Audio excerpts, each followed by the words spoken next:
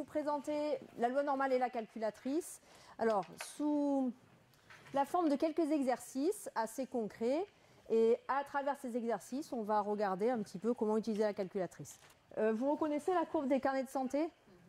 Oui. D'abord, je leur ai demandé de s'approprier un petit peu le graphique en faisant quelques lectures, donc du style le poids moyen d'un garçon de 16 ans. Donc M, c'est donc la courbe des moyennes. La courbe qui est au-dessus en pointillé, c'est la moyenne plus un écart type. Comment lire l'écart type de la série, ça permet aux élèves de bien s'approprier, donc de regarder que c'est en fait l'écart, lorsqu'on est sur la ligne rouge là qui correspond aux 16 ans, l'écart entre la courbe des M et la courbe des M plus sigma. D'accord? On lit à peu près un peu plus de 2 carreaux, ça revient à un écart type de 6 à peu près. D'accord? Alors ensuite, dans le fil des questions, j'aurais expliqué que la zone de normalité c'est quelque chose d'important en médecine, et qui a été donc déterminée par M moins 2 sigma, M plus 2 sigma. Donc ici, comment la visualiser? C'est donc l'écart entre la courbe des M plus 2 sigma et M moins 2 sigma, et donc on arrive à faire les lectures graphiques qui correspondent. On l'applique, que peut-on dire d'un garçon de 16 ans pesant 48 kg? Voilà, donc cette courbe-là, M-2 sigma, M plus 2 sigma, et là on visualise bien l'intervalle de normalité à 95%. Et donc 48 kg, on arrive à peu près ici, et donc on est bien dans la zone de normalité. On pourrait dire que l'enfant a un poids normal, bien qu'inférieur à la moyenne. Alors ensuite, ça permet aussi d'observer que lorsque l'âge de l'enfant augmente, l'écart type augmente, puisqu'on voit l'écart entre les courbes augmenter, et c'est évidemment dû au poids qui va augmenter, au poids de l'enfant qui va augmenter, donc la variable augmente et l'écart type augmente avec.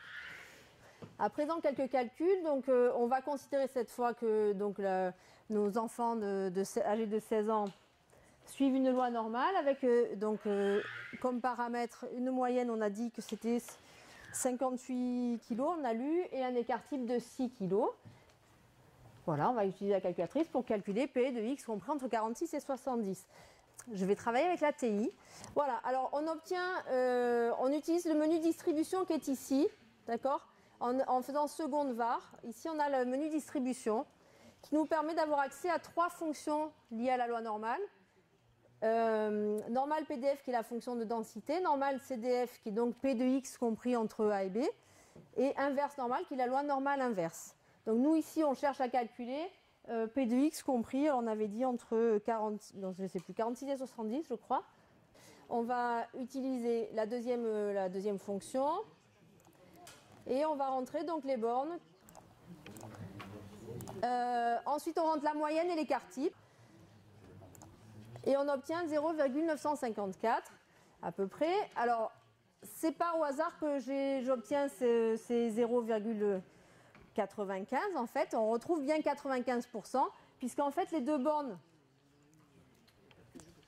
que j'ai prises, 46 et 70, c'était M moins 2 sigma et M plus 2 sigma. On retrouve bien 95% des enfants de 16 ans qui ont un poids entre 46 et 70. Voilà ce qui a été fait. La difficulté, c'est que la calculatrice va nous permettre que de calculer P de X compris entre deux bornes A et B.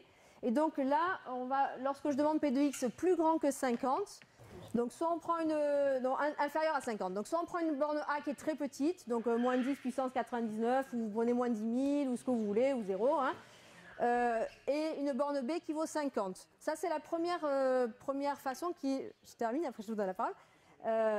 Première façon qui est la plus intuitive pour les élèves, de mettre une borne A très petite, une borne B 50. Ensuite, ils ont utilisé les propriétés de symétrie de la courbe qui sont intéressantes et qui permettent de ne pas faire c'est beaucoup plus élégant comme méthode. Bon, pour les propriétés de symétrie, je les prends où ça va à peu près, sachant que vous avez l'air sous la courbe qui vaut 1, l'air sous la demi-courbe entre la moyenne et plus infini, vous avez un demi ici. De l'autre côté, vous avez un demi ici. Pour calculer P de X inférieur à 50, on va donc prendre un demi, la moitié, donc la moitié de l'air sous la courbe, et auquel on enlève P de X entre 50 et 58, d'accord? P de X inférieur à 50, avec les deux méthodes, on trouve donc 0,091. Alors encore un petit calcul. qui permet cette fois-ci, alors on cherche un poids maintenant, on ne cherche plus une probabilité mais un poids, tel que 3/4 des enfants âgés de 16 ans pèsent moins de ce poids. D'accord ? Donc, déterminer X, et là c'est un petit calcul à la calculatrice, on va utiliser la loi normale inverse, qui est donc toujours dans le menu distribution de la calculatrice, qu'on a vu tout à l'heure ici, là. Hein. Mais cette fois-ci, on va utiliser la fonction numéro 3, qui est inverse norme. Les paramètres à rentrer donc, sont K, qui sont la probabilité, ici 0,75, puisqu'on a dit 3/4. La moyenne, 58, l'écart type 6. Et lorsqu'on fait le calcul, on trouve un poids à peu près à 62 kg. Donc, c'est-à-dire qu'on a à peu près 3/4 des enfants âgés de 16 ans qui ont un poids inférieur ou égal à 62 kg. Ce que je trouve intéressant, en fait, je ne vous ai pas dit le départ, c'est que la courbe, elle est issue de carnets de santé qui datent de 1975. Alors, les élèves, ils ont rigolé quand j'ai dit que ça datait de 1975. Et en fait, c'est pas pour rien que j'ai fait ça.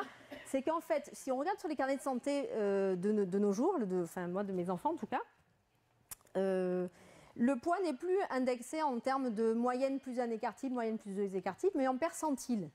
Et si on observe les carnets de santé récents, vous les verrez peut-être. Voilà, j'ai agrandi un petit peu pour qu'on y voit quelque chose. On remarque que la répartition entre 3 et 25% et entre 75 et 97% n'est plus symétrique. Donc en fait, on ne modélise plus le poids moyen des enfants, enfin le poids des enfants, par une loi normale. Par contre, pour la taille moyenne, ça marche encore.